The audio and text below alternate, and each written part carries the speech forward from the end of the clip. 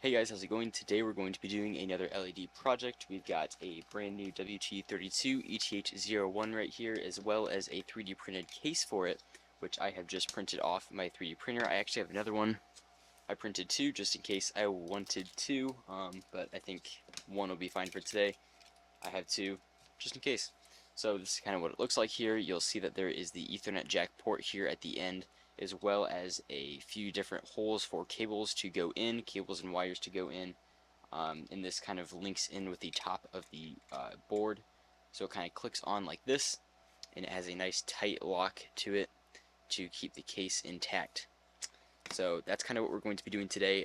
Basically, I'm going to take some new LED diffusers I got on Prime Day and put some LEDs in those things. I don't really know how it's going to turn out yet, but hopefully by the end of this video, you can get some useful tips on how to use WLED, especially in a, I guess, live production environment. If you wanted to, you can use these for stage designs or anything. This is a little different from what I normally cover on this channel, but I do think it's going to be beneficial to those that are interested in WLED and all that it can do. So let's take a look here at some of the diffusers that I got. So here you'll see the diffusers that I got for Prime Day. I believe these were like 20 bucks, and there is 6 of them in here, and they are the thicker ones, which means they will look better in the diffuse light. So this is kind of what they look like from the bottom here. You'll see there's 2 kind of just connected, and a total of 3 of those. That's 6. And they also comes with the diffusers that go on them, as well as mounting hardware if you need that as well. So before we continue with the project, I want to take a look at the LEDs, and then we can make some design choices for the controller. So I'm kind of just going to walk you through the process I'd go through for a normal LED install like this. So if we take a look here, we have our LED strip. This looks very short because it's just a 1 meter LED strip. The special kind of feature about this one is that instead of being a normal 60 LED per meter strip, kind of like the one right behind me right there, this one actually has 144 LEDs per meter, which creates a super dense light, and it does look very good in diffusion. And I guess the colors are normally pretty better with these as well. You can get more contrast with them just because there are more per meter, so it does end up looking a little bit better than a standard 60 LED per meter, which, like I said, I have those here. You can kind of see how spaced out the LEDs are in them. They look great, especially in diffusers like this one, but I prefer these because they look so much better. If you take a look up here on my camera, I actually have some of these that we're building right now up on the ceiling. I have 5 of them. Those look fantastic. It's 144 LED per meter LEDs, and they are just in the 1 meter strands in diffusers. They look fantastic. I love them. If you were doing this at home, I would recommend starting with 60 LED per meter. These look fantastic, but you do not need them by any means. This is just kind of me using up stuff that I have because I have it. So that's about that. So the next thing that you want to decide is how you're going to wire these. So what we could do, and what I might do in this case, is we could leave the existing wires on these LEDs, and we can just essentially tap into them and continue using them. And basically we'll just put a connector on the controller that's going to allow us to connect to the LEDs. Or what we could do is cut off the output from these and just do a bunch of outputs coming from our controller. That we do a bunch of different extension cords and individually run every single one of these, which we also could do. I've done it both ways in the past. One thing to consider though with these thick LEDs is that you're going to want to do some power injection after every strip if you are going to do the route of chaining them together. So you're still going to have wires going into each one, which makes me kind of want to just individually wire all of them for this case anyway, because if I'm going to send a wire to every single LED, might as well just send it right from the controller. I don't have to worry about power injection or anything like that. And just to note, for power injection, if you ever have to do that, you'll notice the LEDs are kind of dying out. If it's like a white color, it will turn orange usually, so that's kind of when you know you have to inject power. The reason I don't want to go that route is because I don't want to have to run all these wires, but if you do have to do it, all you have to do is tap into these 2 wires on your controller, or sorry, on the LEDs, the white and the red wire right there. You just tap into your ground and positive connectors right there, and that will give you power injection. If you just run it from your power supply right into this, just run like a 2-strand wire coming from your power supply right into this. That's all you need. You'll get it working just like that. In my setup, I think what I'm going to do is actually install this on a stage. So instead of me going through and adding 4 outputs to this controller, I'm going to actually add 2. And that's because I'm going to have 1 on each side of the stage and 2 total LEDs on each side of the stage. So I'm going to wire this one up with 2 outputs from it. So let's take a look at the controller here and see what we can do for the outputs. I realize I'm doing a whole lot of yapping in this video, but I really hope that it's helpful to you in your LED endeavors. So here's what the back of one of these controllers looks like. You'll see that we have the ground and 5-volt connectors somewhere on here. Should be about in there, I think. Actually, no, they're right there. Right on this side, we have the ground and 5-volt connectors. That's what you're going to wire in from your power supply. One important thing to note, there's 3-volt pins. You don't want to run those to your LEDs. You only want this controller to get the 5-volt input. And that's super important because these aren't rated to output power, enough power for these LEDs at least. And you could actually fry these boards if you're outputting too much power from them, which means you only want to input power into the LEDs from your power supply directly.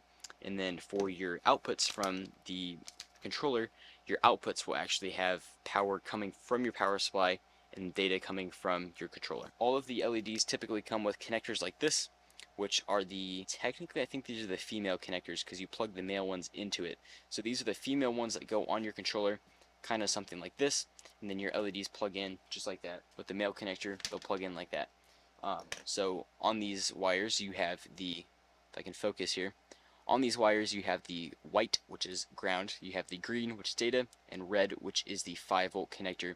And that's what will feed your LED strip. I'm not going to use these in this video because I do have better ones that I've purchased that are separate from this. They have longer cords and they work a little bit better for what I'm doing. Another thing you can do with these controllers is once you put them into your enclosure of choice, they'll be in the enclosure kind of like this, and you'll see that there's some space here at the bottom for other stuff. So what kind of other stuff you may be wondering? Let me show you. So you can actually fit a 3-way Wago in here, just like so. Or, I believe you can fit a 4-way Wago. If I grab one of those here.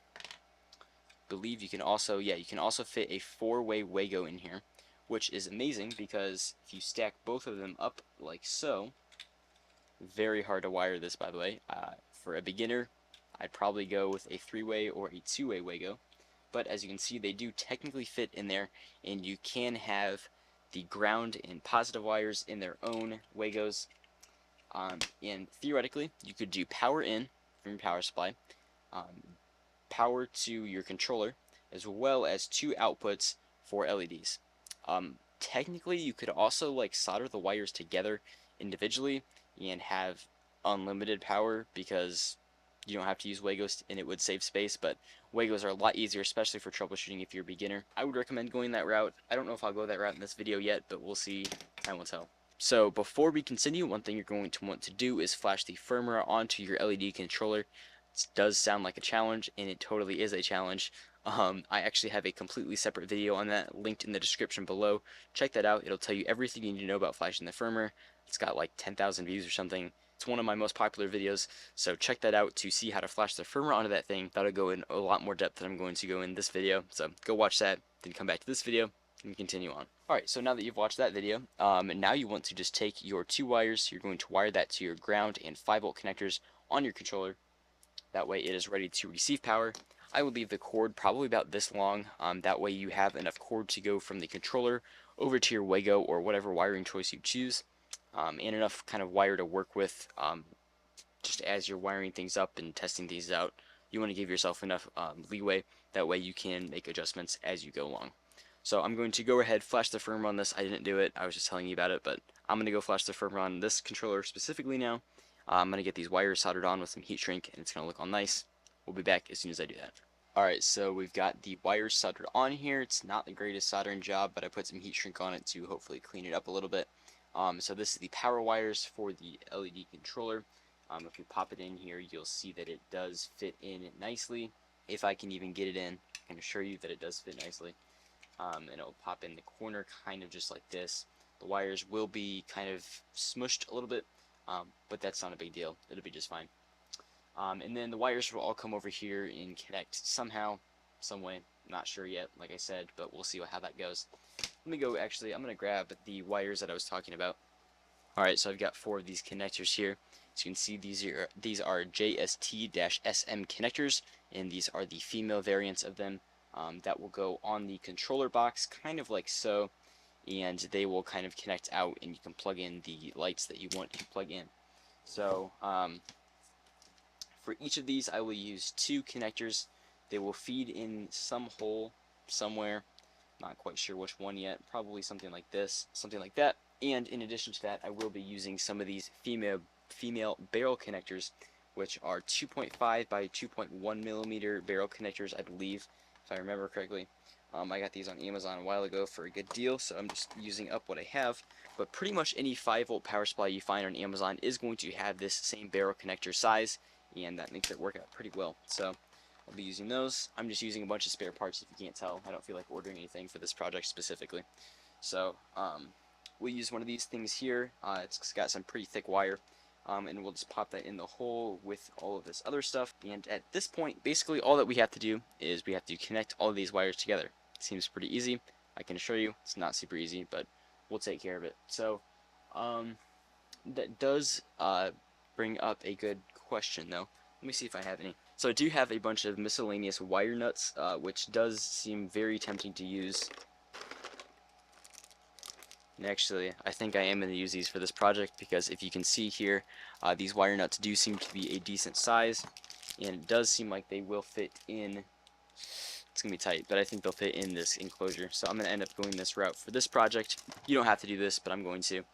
You could also just use Wago connectors, but they're just a little bit difficult sometimes. So the next thing that we're going to do is we're going to separate these ones a little bit. That way we can get into them and connect the data wires to the controller. So that's kind of the next step that we have to go through. Like I said, we're just going to separate the wires just enough, that way you can get to the data wire without touching the other ones. And then we'll feed them into the box right here. I'm actually going to use the side hole on the enclosure. Sorry you can't see this. I'm going to use a side hole just like that. Feed those suckers in there. I'm going to take my wire strippers here and strip off just enough to get it onto the barrel connector. Just enough to I'm stripping just enough wire, that way I can fit it onto the controller pins, just like so. You can see here, just a little bit of wire. And the purpose of this wire is to connect to the controller, just like we did with those power wires a few minutes ago. It's going to connect onto the controller on the data pins. If I can get this out, jeez. So we're going to be connecting this to data pins 12 and 14. The reason I'm doing 12 and 14 is because I happen to know that those pins are going to work. I feel like IO2 is not going to work, but I kind of want to try it. So I'm actually going to use pins IO2 and 4. So I'll put a note on the screen if those pins don't work, but I am going to use that for now, unless I find out differently. So I'm going to just clip my controller onto my little holders here, and then I'm going to take my wire, just like so, and pre-tin it a little bit. That way I can get it to stick pretty well to the controller. Stick it on, and we'll go from there. Let's go do that. Alright, so we have returned. This was quite the event here. Oh my gosh. Okay, so I'm tired. Here's what it turned out. Not my finest work. I can assure you that you can probably do better than I did. And I encourage you to do better than what I did. But it's going to work for this project. I'll show you why here in a second.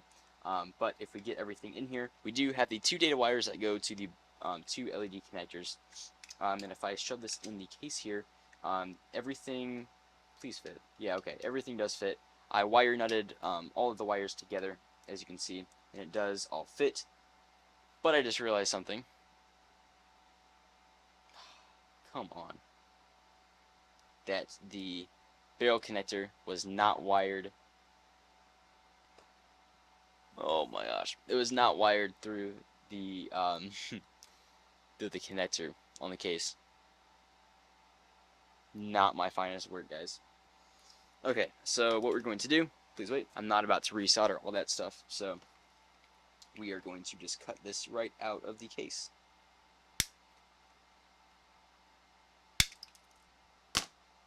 Just like this, I just made a slight indentation in the case, big enough to slide the wire in.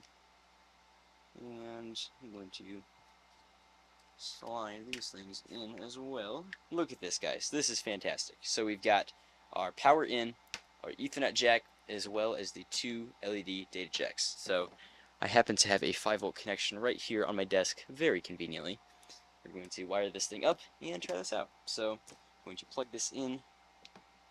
We should see, yes, there is a light inside of the case, like so, as well as the LED wire that we are going to plug in. If we get lucky, it'll even light up, although my hopes aren't super high for that to happen. Yeah, so the data pins aren't mapped in the software yet. We'll get there, I promise. So let me grab this camera up here, this phone. By the way, here's the setup. Looks pretty nice, doesn't it? Alright. This is what happens when I record late at night. Okay. So let's pop up a video recording here with the microphone on. I'm going to go to my Wi-Fi and click on WLED-AP. That is a Wi-Fi network here on the phone. We'll connect to that, and it's going to pop up with a nice little screen here in a second. Okay, so it's not popping up on my phone, so I'm going to go into a web browser and navigate myself over to 4.3.2.1 to the controls. We'll go up to config in the top right, LED preferences, turn off brightness limiter, switch this to, actually that's fine, GPIO is going to be 2, add GPIO 4, we'll give each of these 144 LEDs, shoot. If this just took me off the network, I'm going to lose my mind. Shoot, it did. This is rough, guys. I apologize. So the next thing we're going to do is reconnect to the Wi-Fi here and type in 144 for both the LEDs, GPIO pins 2 and 4, click save. I think it works, guys. Great. So the controls. We'll go back up to Wi-Fi setup here, scroll all the way down, click on Ethernet type WT32-ETH01. Just like that. Change Wi-Fi to disconnected and save and connect. And I'm getting errors every single time I click something, but I think we'll survive. Alright, so this is extremely bright. So I'm going to just try out a few different colors on this LED just to make sure every color is mapped correctly. So as you can see, we have blue, green, and red. It's kind of fun. We'll click warm white. Try this out. Face looks a little better in the light, obviously. So now that we have that done, what we're going to do is we have a few options. We can either make the other controller, but I think since you've seen the process for one controller, you don't need to see the process again. I'm not going to bore you through that again. What I am going to show you, though, is how to put it in the diffuser, because it is a little bit challenging sometimes. First of all, let me turn off my soldering iron. Okay, let me go grab a diffuser. Alright, so first step, unplug the LED strip. Obviously, don't want this thing on while we were working on it. So this is the top side, and we're going to lay it inside of a channel. Run this thing all the way down. I like to map out the top and the bottom because sometimes these are a little too long. You have to cut them short. But in this case, I do think we're going to be fine exactly where we are if we start at the very end of the heat shrink, and that will actually hit it exactly the very end of this heat shrink. All of these LEDs are different. They aren't super consistent coming from China. That's kind of as expected. I'm not dissing on BTF lighting by any means. I love the guys over at BTF lighting. Now we just need to unpeel this strip just slightly enough so we can get it started here. And the biggest thing I want to focus on is keeping the LED strip center within the LED channel. This is how they look stupid sometimes, is if your LEDs aren't actually centered inside of the strip channel thing. You want to make sure, sometimes I like to hold it back at an angle like this and ensure that as you're laying the strip down, it does stay perfectly center, because that'll get the most even light coming from the LED strip. I'm not doing a great job in this video. I apologize. But that is the only thing you want to focus on as you're doing this. At the end, you can go through and push everything down, but the biggest thing right now is you just want to make sure it stays center. And I just do probably 10 LEDs at a time for this 144 strip. Just push these down a little bit at a time as I go along the strip, just to ensure that they all stick nicely and evenly and consistently, because you want that consistency in this LED strip. So as you can see here, just going down the strip, following the exact same pattern we've been doing this whole strip. And now at the very end, I'm just sliding my finger down just to ensure everything is nice and tight. Then at the very end of the strip, what I like to do is I will take I'll take a few of these LEDs off just so I can get in here, and I'm going to actually cut at the very end of the strip after the LED, after the last LED. I'm going to cut there, and you'll see that I did cut and I left some of the solder pads there. You can't see when you're cutting it, but that is super important. You leave those there because you don't want to cut early before the PCB ends, because you'll actually cause issues, and actually it does look like I might have caused issues. Pretty bad issues. We might have lost an LED on this strip, guys. Oh no, let's try it out. No, we're good. We got this, guys. Alright. Okay, so the next thing is I recommend you take your diffuser and you just kind of nicely put this on. I don't know how to explain this real well, but basically you want to put one finger on one side and snap in the other side as you go along and go down the strip. That'll kind of just let you push it in consistently and nicely, just like so. And you can always go back and push it back down again. As you can see, sometimes you can do it with one hand as you're going down, but it does get iffy. You want to make sure that all is pushed in evenly, because you don't want any heat spots or spots with brighter lights because the diffuser's pushed in too far or not pushed in enough. So you want to be cautious with doing that. And you'll feel once you get to the end, there'll be no more clicking in. And the next thing is I would take this plastic peel it all the way off, get that thing off. And then most of these bags do come with a hardware bag attached to it. So we're going to open this up. I'll show you what kind of hardware we get in this bag. Open the sucker on up here. And this one does have a few mounting options, it looks like. So this one does have a few things in it. So we do have these ones that I believe are supposed to go at the beginning of your LED strip, and you put your wires through, and then it starts your LED strip there, as well as the ones here at the end of the strip, like so, that actually caps off the end of the strip. And that's the only ones we're going to be using on these because I like these the best. We're going to slide these on with the little tab here at the top, like so. Shoot, I need my overhead camera. Okay, so at the top, this is kind of what this looks like right here. So there's a nice seamless gap here between the end cap and the diffuser channel and the actual diffuser itself. So that's kind of what that looks like. That's kind of the best way you can do that. I'm going to plug in the strip. As you can see, we have a nice light on me and a nice light on the desk. So if we take a look here at the actual strip, you'll see that it is very smooth. You don't see a single LED light on it, which is my favorite part about these strips. If I grab a network cable and I plug this thing into my network, this controller, you just take an Ethernet cable, you plug it in to this end and the other end to a network switch or router. You'll see the lights start flashing on the controller when it's working. It doesn't look like it's working at the moment. As you can see, after a reboot, the controller is working now. I apologize for the orange light on my face. Not much I can do better at the moment until I connect to the controller. And now that I am logged into the controller, you'll see that I do have control over the LEDs again, and I'm going to run a few effects for you to see kind of how these lights look. I think they look absolutely fantastic. They are some of my favorite LED lights. You can't even see any of the LEDs changing. You can see kind of a difference in color, but you can't actually see the LEDs themselves changing. And I think this is just a fantastic look. So even on a view like this, with colors chasing down the LED strip, you can't see the actual bulbs changing because it's so diffused. And the light on my face looks really good. If I even angle this more towards me, you'll see that my face does get pretty even light from this. So this is a good light that can face someone's face. It looks fantastic on camera. You can even get more color accurate ones with dedicated warm white LEDs or cool white LEDs depending on your application. But if I turn the brightness down on this thing a little bit, you'll see that it does provide very nice lighting towards my face. So this is something that you could use for videos like I am doing now. Actually, this entire room you're seeing here does have LED strips and LED lights that is lighting me up and lighting kind of my surroundings. It's a fantastic setup. So if you have any questions, leave a comment down below. The 3D printed design is also linked down below. You can buy, or you can print this thing off from Thingiverse. Just download the design, print it off on whatever printer you have. You can send it over to my friends over at PCBWay. They'll hook you up. I'll put my referral code also in the link below. Overall, pretty fun project. If you enjoyed this kind of LED project, something a little different, let me know. I tried.